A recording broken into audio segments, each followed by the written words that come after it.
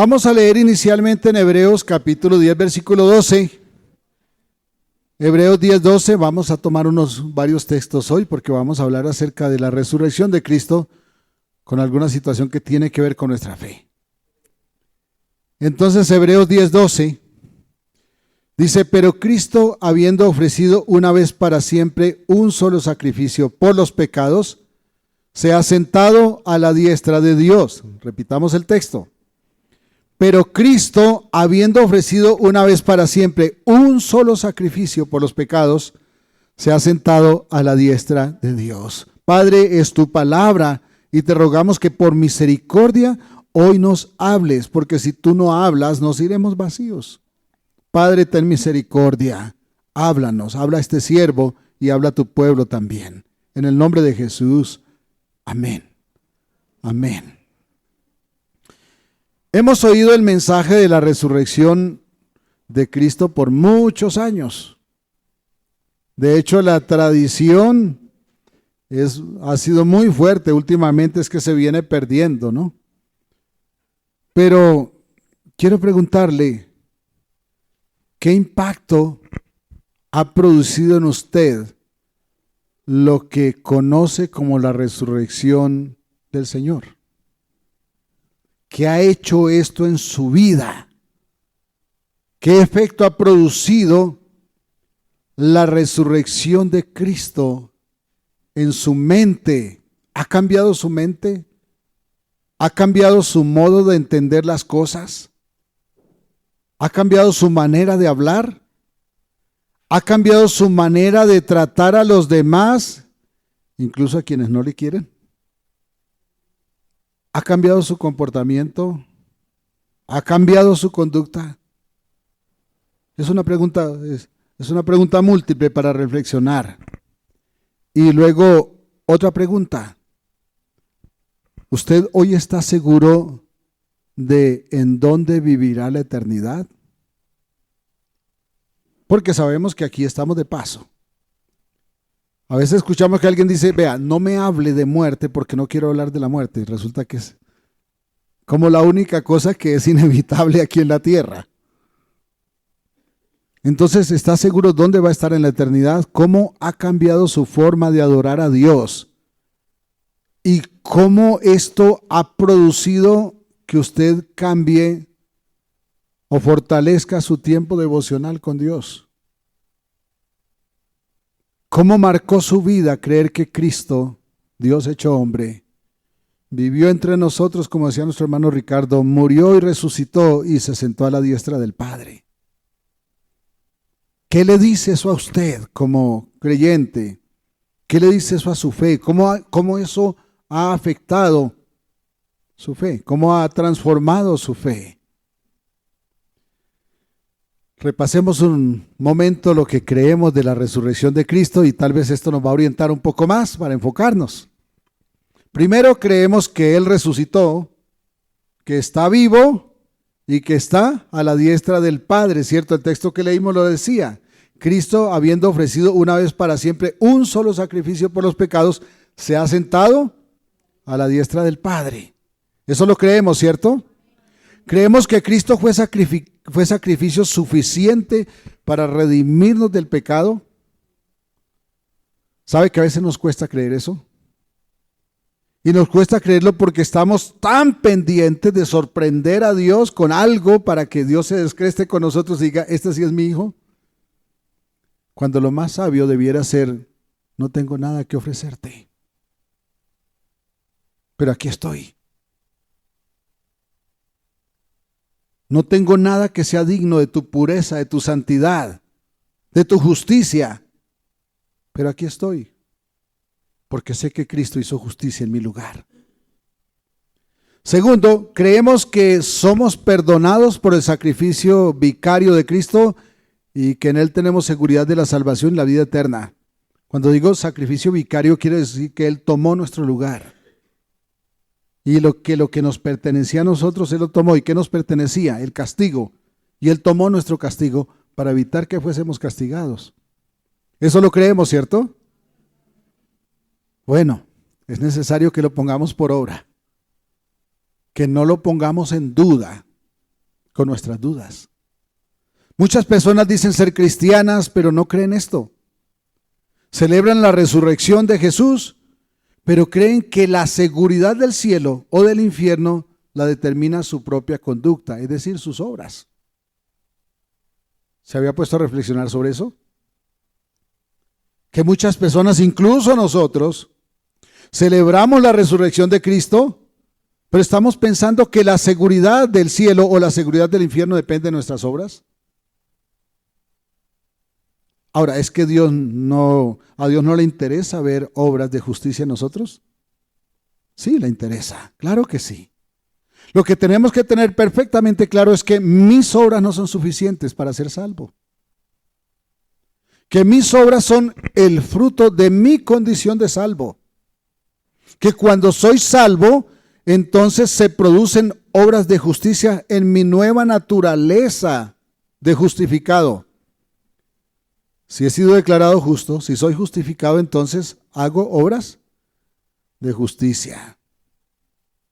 ¿Y sabe cómo se da cuenta uno que está dándole vuelta a esa mentalidad?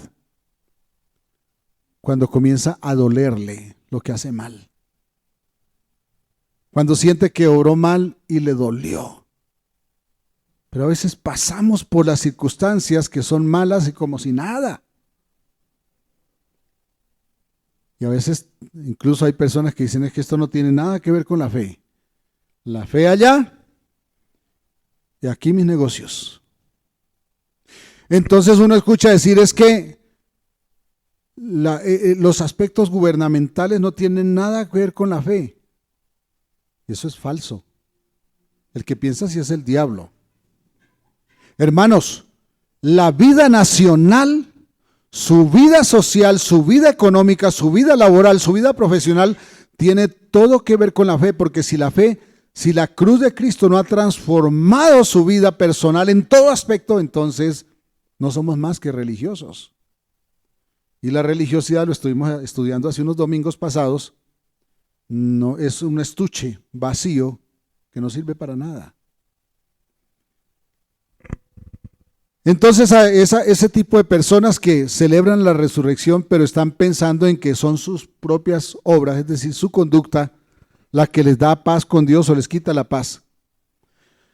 Estas personas sí acuden al culto, celebran, alaban, pero cuando se les pregunta si son salvos pueden responder algo como esto. Hermano, eso espero. Espero que sí. Y eso inmediatamente refleja duda. Y uno le pregunta, ¿y por qué piensa así? Ay, hermanito, es que si usted supiera, es que a veces me siento en el cielo y otras veces me siento como en el infierno. Salgo de la iglesia feliz, alabando, gritando, saltando y llego a la casa y encuentro un infierno. ¿Qué hace falta allí? Allí hace falta la resurrección de Jesucristo.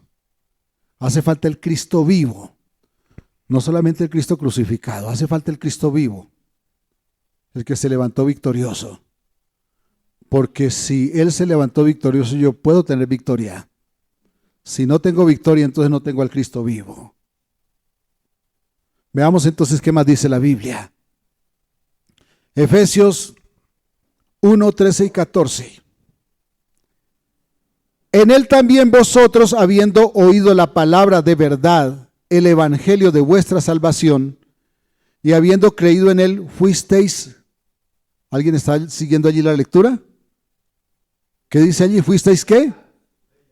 Sellados, diga conmigo, sellados con el Espíritu Santo de la promesa, que es las arras de nuestra herencia hasta la redención de la posesión adquirida para alabanza de su gloria. ¿Qué son las arras? La garantía de un pacto, ¿cierto? Las arras son la garantía de un pacto. Entonces fuimos sellados con el Espíritu Santo. ¿Y el Espíritu Santo es qué? La garantía. Entonces, ¿son sus obras la garantía? Es el Espíritu Santo. no es su conducta. Claro que una conducta fuera de la santidad es afrenta a Dios. Pero una cosa que no podemos olvidar es que nunca nuestra conducta será suficiente para ser salvos. Nunca. O si no, usted ahora mismo iría al infierno. Yo iría al infierno en este mismo momento si fuera por mi conducta. Este texto nos aclara que al tener a Cristo, el Espíritu Santo nos sella. Y esto me dice que no es por mi conducta, sino que es por el Espíritu Santo. Es por obra del Espíritu Santo. Somos apartados para pertenecer a Dios, y eso es la santidad. Apartados para ser propiedad de Dios. La tercera cosa que creemos sobre la resurrección de Cristo es que como resultado de la resurrección, entonces tenemos vida eterna. ¿Creemos eso? Bueno, entonces no hay ninguna razón para dudar. Y no es que esto sea razón para sentirnos bien cuando andamos mal. No. Es la razón para saber dónde estamos. Y entonces saber a dónde acudir. Porque si acudimos al Señor encontramos misericordia. Dice la palabra que hallamos oportuno socorro. ¿Para qué? Para no ser desechados. Como resultado de la resurrección creemos que tenemos vida eterna. Y aquí vamos a mencionar el texto que todos se saben de memoria, Juan 3:16. Porque de tal manera amó Dios al mundo que ha dado a su Hijo unigénito, para que todo aquel que en él cree no se pierda, mas tenga vida eterna. Amén. Es curioso que conocemos estos versos de memoria. Celebramos la resurrección de Cristo, pero al pensar en nuestra salvación tenemos dudas, porque también conocemos nuestras obras faltas de pureza. Pero si no es vida eterna, entonces, ¿qué vida recibimos al tener a Cristo como Salvador? ¿Qué seguridad nos da su palabra si es que Él es fiel y es verdadero y su palabra es fiel y verdadera? ¿Qué seguridad tenemos si Dios no miente? ¿Qué dice aquí? Para que todo aquel que en Él cree no se pierda. Pero todavía muchas veces decimos tal vez, quizás. Mire, yo he escuchado muchas personas cuando le preguntan si yo creo en Cristo y lo recibo como mi Salvador, ¿soy salvo? Y alguien le contesta, sí, pero. ¿Usted ve peros en la Biblia? Repito, con esto no le estoy diciendo que está bien si está fuera de santidad. Con esto lo que estoy diciendo es la seguridad de la salvación no depende de sus obras, sino depende de la fidelidad de Dios. Su amor no depende de quién es usted o qué hace usted, sino de quién es Él. Y esto lo tenemos que tener claro para que no estemos en ese sube y baja en que tantas veces nos sentimos, porque el día que nos sentimos mal, entonces hay cristianos que se quieren quitar la vida.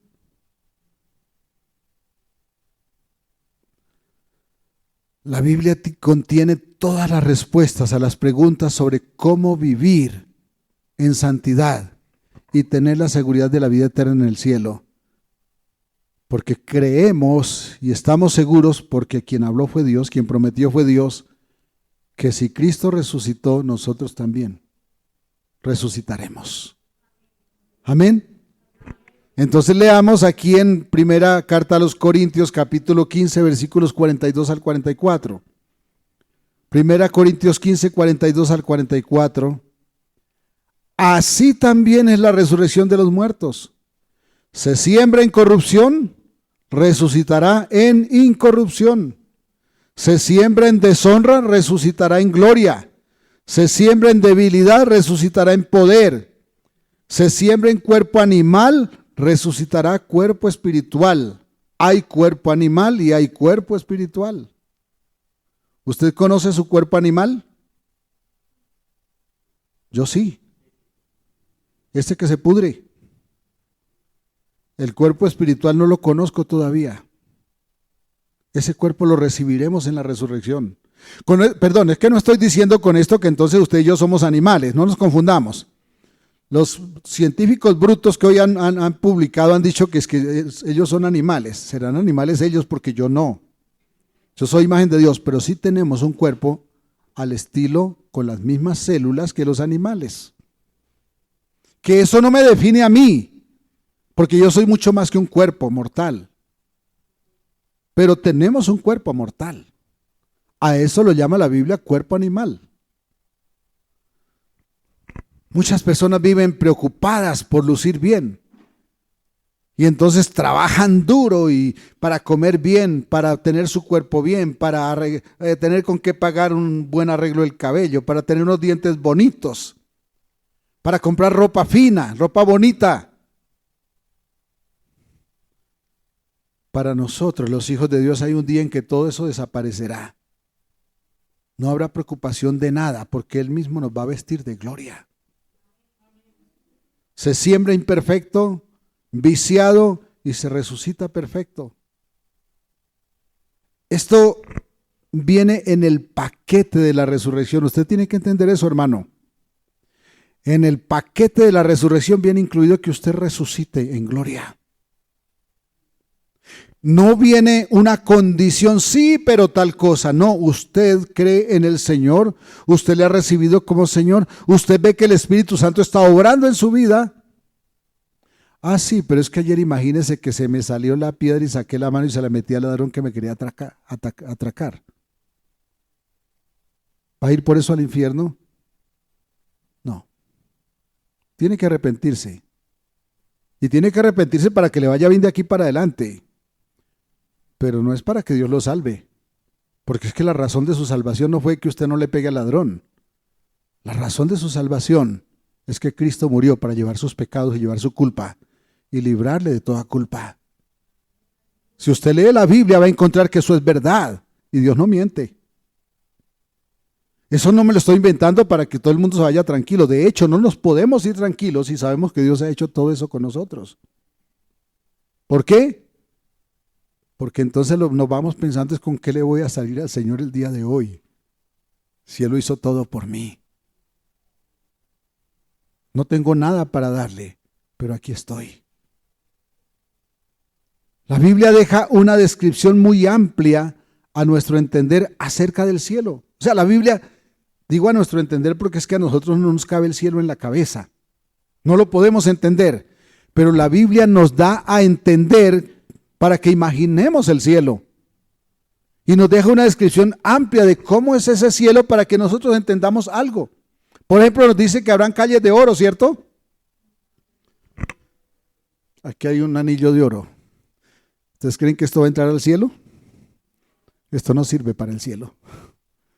Así que cuando dice la Biblia calles de oro, lo que está diciendo es, oiga, entiéndame una cosa, lo que usted considere valioso, mejor que eso es el cielo. Lo más valioso que considere, mejor que eso es el cielo. Es para hacernos entender. Eso en teología se llama el lenguaje fenomenológico. Es decir, Dios habla de tal forma que nosotros le entendamos. Jesucristo le dijo a sus discípulos, si les hablo de las cosas de esta tierra y no entienden nada, ¿cómo será que les hable de las cosas celestiales?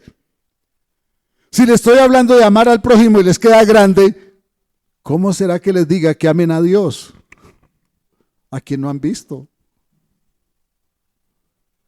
Pero la Biblia se toma el trabajo de dejarnos esos escritos donde nos muestra, nos enseña para que imaginemos lo que Dios ha preparado. Y en Juan 14, versículo 3 dice, y si me fuere y os prepararé lugar, y si me fuere y os prepararé lugar, vendré otra vez y os tomaré a mí mismo, para que donde yo estoy, vosotros también estéis. ¿A quiénes les estaba hablando? Uno sacó su espada y le cortó la oreja a un soldado. Y había dicho, y un rato después dijo, yo a ese hombre no lo conozco. Juro que no lo conozco. ¿A usted le ha pasado? ¿Por qué lo perdonó el Señor? ¿Por qué lo restauró? ¿Por sus obras? Por la obra de Cristo. ¿Qué necesitó Pedro para ser restaurado? Reconocer. Yo quiero preguntarle, ¿usted reconoce? Bueno, entonces ya no sigamos como el cerdo batiéndonos en el lodo, porque Él nos está tendiendo la mano para sacarnos de allá. Él se va, pero nos prepara un lugar con Dios. Y eso implica ser enteramente santos y justos, porque ante Dios no podrá comparecer nada sucio. Es decir, tenemos que ser sin defecto. Él exige santidad. La santidad de Dios exige que nosotros seamos perfectos. ¿Lo somos? No. Pero vamos a hacerlo. Porque en la resurrección, todo ese cuerpo animal se pudre y resucitamos en cuerpo espiritual. Ese cuerpo que ya no tendrá defecto. Su decisión es que estemos allá, y como Él decidió que estuviéramos allá, allá vamos a estar. Pero es que ese cuerpo animal que hoy tengo me juega unas pasadas que usted no se imagina. Bueno, entonces dígale al Señor, Señor, fortaléceme. Y Él le va a decir, pues ve y estudia mi palabra y verás que te fortaleces. Señor, es que me tienta tal cosa. Pues ora para que no entres en tentación. La pregunta es, ¿lo estás haciendo? Y si le decimos, no, Señor, pues con razón. Porque si nosotros lo hacemos, Él envía el Espíritu Santo para que produzca las obras que no somos capaces de producir por nuestra naturaleza. Y es cuando ya no nos va a quedar grande amar al que no nos ama.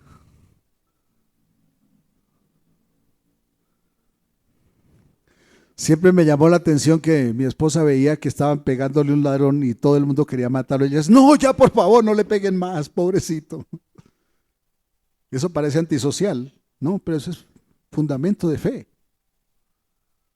El cristiano no quiere que maten al ladrón. El Estado tiene la obligación de matar a quien se porta mal. Pero eso es una cosa terrenal. Eso no está escrito en la fe de nosotros. ¿Y por qué el Estado debe hacer eso? Porque Dios lo determina, porque la vida es de Dios y Dios decide cuándo sí y cuándo no. Y para eso estableció el Estado.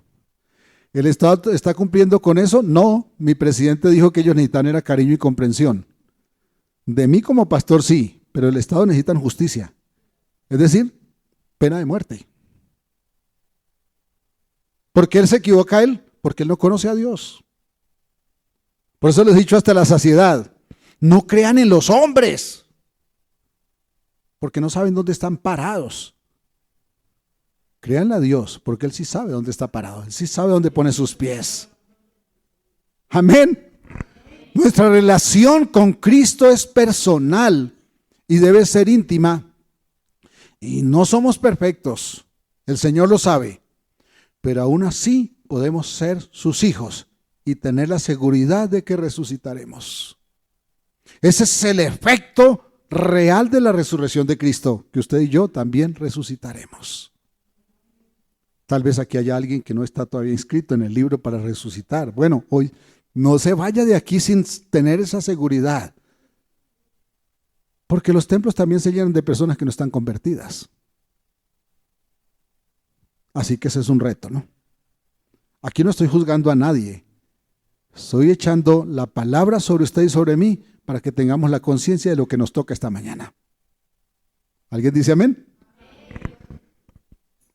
Aún así podemos ser sus hijos, y para que esa relación con Dios sea posible, lo que no podemos hacer, debemos saber que Él nos ama y nos perdona una y otra vez porque sabe que nosotros no podemos ser perfectos. Y no es porque Él pueda amarnos, es que en Cristo pudo amarnos, porque su justicia le exige que nos condene. Pero la muerte de Cristo le exige que perdone a quien le busca. Alguien diga aleluya. Repito, su justicia, su santidad le exige que nos condene por toda la eternidad. Pero la muerte de Cristo le exige a Dios mismo que ame y perdone, mejor limpia a quien le busca, porque Dios no perdona pecados, los limpia, que es otra cosa. Si Él perdonara pecados, entonces que los rebaja. Bueno, nos dicen perdonar para que entendamos, pero lo que hace realmente Dios es limpiarnos de pecado, para que el cuerpo animal no se levante en la resurrección. Podemos por fe tener seguridad de la vida eterna. Podemos hacer nuestras todas las promesas acerca de lo que incluye la resurrección. Es decir, por la resurrección de Cristo somos salvos y tenemos vida junto a Dios porque quiere que estemos siempre con Él y Él está a la derecha de Dios. Cristo quiere que estemos con Él donde Él está. ¿Y dónde está Él? A la derecha de Dios. ¿Y sabe qué es la derecha de Dios? El lugar más privilegiado en el reino de los cielos. Porque ¿sabe a quién sentaban los reyes a su derecha? ¿Alguien recuerda aquí a quién sentaban los reyes a su derecha? Al príncipe heredero. Si Cristo se sentó a la derecha del Padre, significa entonces que Él es el heredero. Pero si Él dice que donde Él está, nosotros también estamos también allí con Él. Amén. No vamos a estar en otro lado, vamos a estar en el lugar más privilegiado, como herederos. La Biblia dice coherederos con Cristo. Ahora, si estas promesas son fieles, si esto es cierto, y lo es, ¿alguien duda aquí que lo sea? Espero que no. Volvamos entonces a la pregunta: ¿qué cambió en su vida a partir de recibir las promesas que son nuestras por la resurrección de Cristo? La palabra de Dios debe transformar por siempre nuestro modo de hablar, hermanos, nuestro modo de vestir, nuestro modo de entender. Eso debe cambiar nuestro entender para saber a dónde vamos y a dónde no. Porque a veces somos tercos, ¿no? No, es que no, yo voy con el Señor. Yo voy con el Señor, hermano. Si va con el Señor, vaya donde el Señor le acompaña, porque habrá lugares donde el Señor no irá. Y eso es santidad. Y si lo hace por obligación, no ha hecho nada, pero si lo hace por amor a Dios, lo ha hecho todo. Porque lo demás, o mejor, todo lo que hace falta, que es todo, lo hizo Cristo. Entonces debe entender, debe cambiar cómo entiende a los demás, para que ya su dedo no se levante para juzgar, sino su mano se tiende para levantar. Cambia nuestra manera de vivir. Él nos compró, nos transformó para hacernos diferentes a todos. Otros odian a cualquiera, nosotros solo odiamos los demonios y el pecado. Esa diferencia es eterna, hermanos. Cuando nosotros solamente odiamos a los demonios y al pecado, entonces amamos al pecador. ¿Y quién es el pecador? Primero soy yo. O sea, aprendo a amarme, porque algunos no se aman a sí mismos. Pero también amo al que procura mi mal. Y aquí sí entonces juega esta frase que dice: eso no se lo deseo ni a mi peor enemigo. Si nos preguntan qué diferencia hace el ser cristiano, la respuesta correcta es que soy sellado para salvación eterna. No por obras personales, sino por las obras de Cristo, las cuales son perfectamente justas y santas. ¿Y cuáles son las diferencias? Veamos algunas diferencias. Primera de Pedro 1:15 al 16. sino que como aquel que os llamó es santo, sed también vosotros santos en toda vuestra manera de vivir, porque escrito está, sed santos, porque yo soy santo. Sed santos porque el que os llamó es santo, pero dijimos que es imposible ser sin pecado. Entonces, ¿qué nos exige Dios en este texto? Exige que odiemos el pecado, porque Él es apartado del pecado. Así el Espíritu Santo entonces nos aparta del pecado. Juan 1:9 dice, si confesamos nuestros pecados, Él es fiel y justo para perdonar nuestros pecados y limpiarnos de toda maldad. Vivir en santidad no es vivir sin pecado, sino llevar una vida comprometida con el carácter de Cristo. Es tener una vida donde mora Cristo. Tenemos un deseo sincero y nos esforzamos para vivir bajo el gobierno de los mandatos de Dios. No es una realidad hoy, hermanos. Hoy usted no está sujeto 100% a los mandatos de Dios porque usted es demasiado débil y yo también. Pero hay una meta fija a la cual apuntamos y perseguimos sin descanso. Y vamos a llegar a esa meta. Esa meta se llama la resurrección de los santos. Eso es el efecto real de la resurrección de Cristo. Será una realidad cuando lleguemos a la meta. Esto es el cielo en la resurrección de los muertos. Vivir para esa meta no ajusta con las costumbres del mundo. Nos ven como bichos raros, ¿no? Y ese es el precio que usted y yo debemos pagar, debemos asumir, porque el precio ya lo pagó Cristo. Debemos asumir ese precio. Somos diferentes del mundo, vivimos diferentes, pensamos y obramos diferentes que el mundo. Es una vida no perfecta, pero sí apartada para agradar a Dios. ¿Me hago entender? No es perfecta. ¿Usted va a ser perfecto? Sí. ¿Cuándo? En la resurrección. Es una vida santa, consagrada, comprometida a obedecer al Señor en todo. ¿Lo puede hacer? No. Por eso Cristo tomó su lugar y el mío, para que lo que yo no pude, Él lo haga, no, ya lo hizo. Hoy muchos cristianos se excusan en no ser perfectos para no querer ser santos, y sospecho que a algunos de los que estamos aquí nos ha pasado. Es que yo no soy perfecto. Es que el que es santo es Dios. ¿Qué dice la Biblia? Sed santos. La Biblia dice que yo soy santo, y si soy santo me debo comportar como santo. Ellos buscan cubrir esa rebelión con actos religiosos. ¿Quiénes? Los que se justifican en no ser perfectos para entonces no ser santos.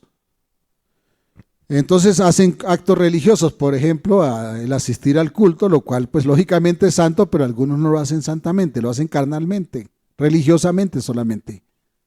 Eso no basta, la actitud santa es indispensable para agradar a Dios, es decir, querer ser como Cristo, amar ser como Cristo, odiar el pecado, odiar al diablo. La meta de Dios para todos nosotros es la santidad, es que seamos formados al carácter de Cristo. Ahora piense esto. ¿Tiene a Cristo como su Salvador? ¿Cree todo lo que Él dice como verdad que no cambia? Es decir, ¿usted cree que lo que Cristo dice es verdad absoluta? ¿Qué responde a quien le pregunte por lo que cree? Le voy a dar una idea. Procuré ser bíblico, no soy perfecto, pero procuro ser bíblico. Si responde esto, creo que responde bien. Porque de tal manera me amó Dios y dio a su Hijo unigénito para salvarme y me salvó. Luego tengo vida eterna. Soy salvo porque Dios lo prometió y le creí, no porque yo sea bueno o lo merezca. Porque de tal manera me amó Dios que me salvó. Por eso.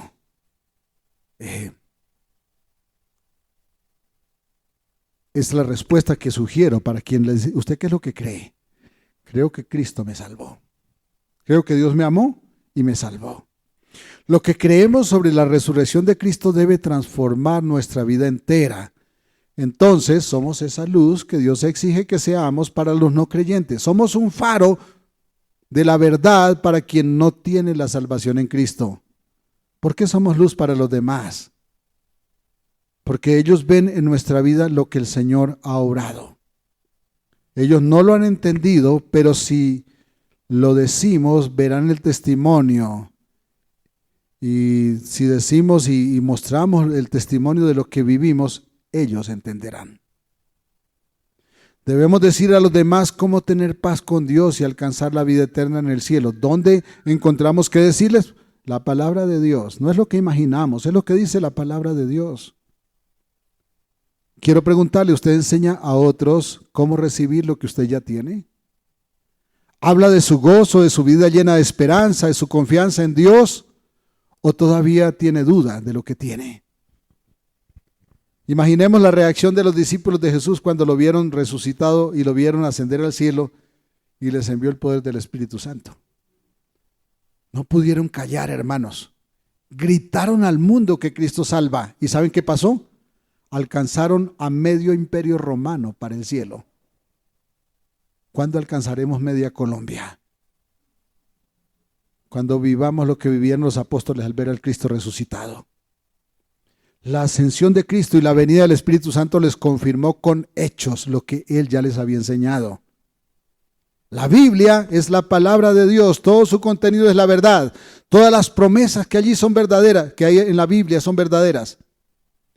Nosotros, usted y yo, no lo vimos ascender al cielo en victoria, pero su presencia cambió mi vida y cambió la suya. Conocemos la verdad. ¿Por qué callamos?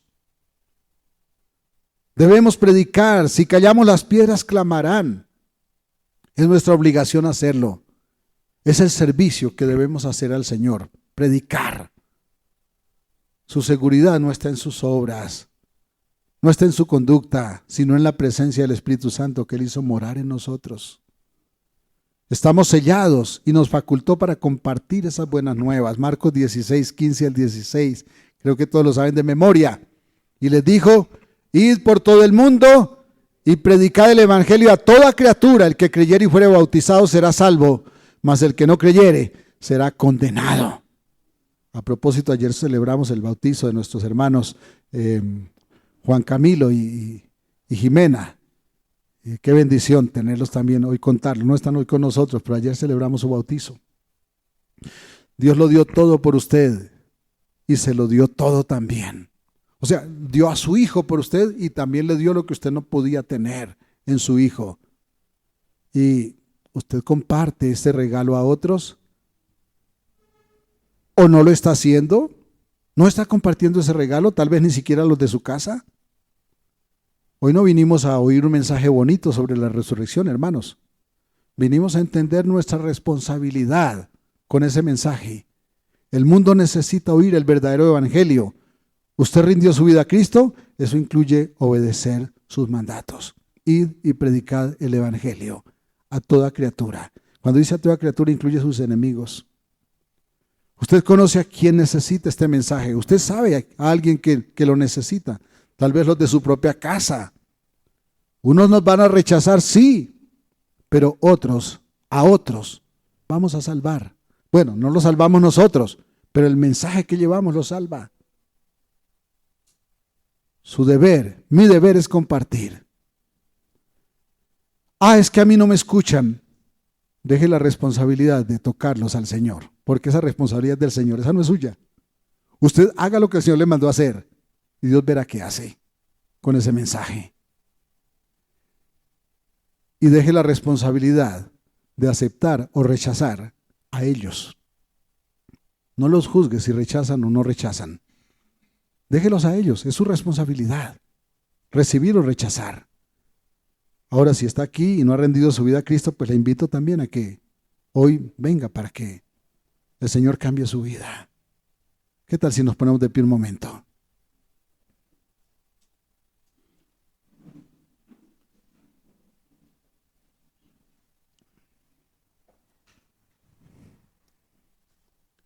Espero que esta mañana le haya quedado un poco más claro cuál es el efecto que debe producir la la resurrección de Cristo en su vida.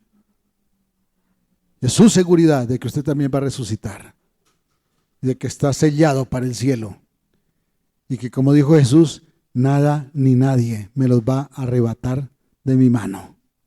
¿Por qué?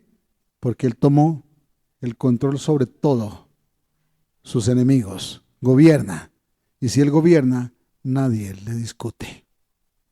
Cierre sus ojos conmigo. Cierra sus ojos conmigo. Levante su mano conmigo. Y diga conmigo: Señor, gracias por tu palabra. Porque por la resurrección de Cristo, yo recibo la vida. Te entrego mi vida porque quiero recibir la vida de Cristo y vivir para agradarte, para honrar tu nombre, para cumplir tus mandatos. Yo sé que lo que no pueda, tú lo harás. Por eso descanso en ti y dejo la duda, rechazo la duda y vivo para creerte. En el nombre de Jesús. Amén. Dios los bendiga. Un abrazo.